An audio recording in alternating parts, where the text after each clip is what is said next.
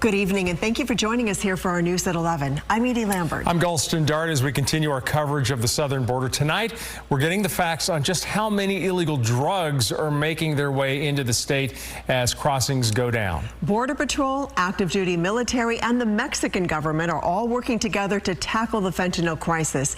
KCRA 3's Andrea Flores recently went to the border to find out how all this is happening. Andrea? So fentanyl overdose deaths are down in Sacramento County, almost back to pre-pandemic levels. This is all part of a local, state, federal, and even international response starting at the southern border.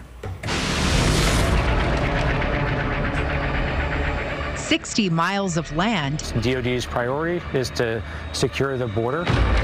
80 miles of coastline. And ensure the territorial integrity of the United States. A joint effort between U.S. Customs and Border Patrol and active duty military troops to protect the San Diego sector. Was this typically something that was done by Customs and Border Patrol in terms of having to do the surveillance Correct. and do the apprehensions? Right. So if we were not here, then a Border Patrol agent would have to man this position and be able to provide that detection system. Here at the San Ysidro Port of Entry, Border Patrol agents tell us this is one of the biggest pipelines of illegal drugs into the United States. As you guys are out of Sacramento, I think it kind of speaks to the idea that we've messaged out that every city is a border city. But when we see fentanyl making its way up the 5 and through the nation, I mean, that's all coming through the border. With surveillance from the U.S. Army and seizures like this from the California National Guard, Border Patrol is making significant strides in stopping the flow of narcotics like fentanyl from crossing into the U.S. The amount of fentanyl seized at the border going from 1,300 pounds in March of 2023 to 264 pounds in March of this year, a nearly 80% drop in just 2 years. What do you think is a contributing factor to those numbers being down? We look, this year we see just over 200 pounds of fentanyl here in San Diego sector. Obviously, the vast majority of narcotics is coming through the ports of entry. We usually see it at our checkpoints or during highway operations and such. CBP says although they're making progress on the fentanyl epidemic, meth and cocaine seizures remain high. These cartels, I mean, they are large criminal organizations. I mean, they are in almost every city in the nation, and their job is to smuggle these drugs and get them in. The cartel's a business, so they're going to push whatever makes money. Mexico is also on the front line against deadly drugs.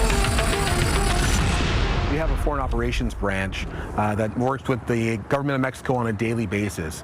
We do joint operations, joint patrols. We call them espejo operations, mirror in Spanish, where our agents and their agents are patrolling areas together to deal with dangerous areas that we have throughout our sector. Thousands of Mexican troops have been deployed following tariff threats by President Donald Trump. Mexican President Claudia Sheinbaum fulfilling a promise to crack down on illegal drugs. The idea is to have two nations that are prosperous working together, making a better border for both.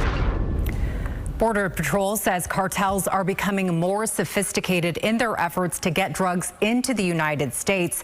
Now they say innocent Americans are being used as what's called blind mules. Cartels are essentially placing drugs and GPS trackers under cars crossing from Mexico into the U.S., tracking them, collecting the drugs, all without being caught, putting unsuspecting drivers and their families at risk. Yeah, that sounds just incredibly dangerous for someone who then is right in the crosshairs of someone who is going to look for those drugs on the other end. Absolutely. Yeah. So we know you're working on a series of stories right now. What's coming up tomorrow? So tomorrow we're going to focus on the nonprofits and the humanitarian aid organizations about how they're adjusting their work along the border as border crossings remain low. And some organizations tell me funding cuts under the Trump administration are really changing the services being offered to asylum seekers, detainees, and even migrants. They're also worried about undocumented immigrants making dangerous crossings to the point of risking their lives. We saw an example of that just earlier this week with that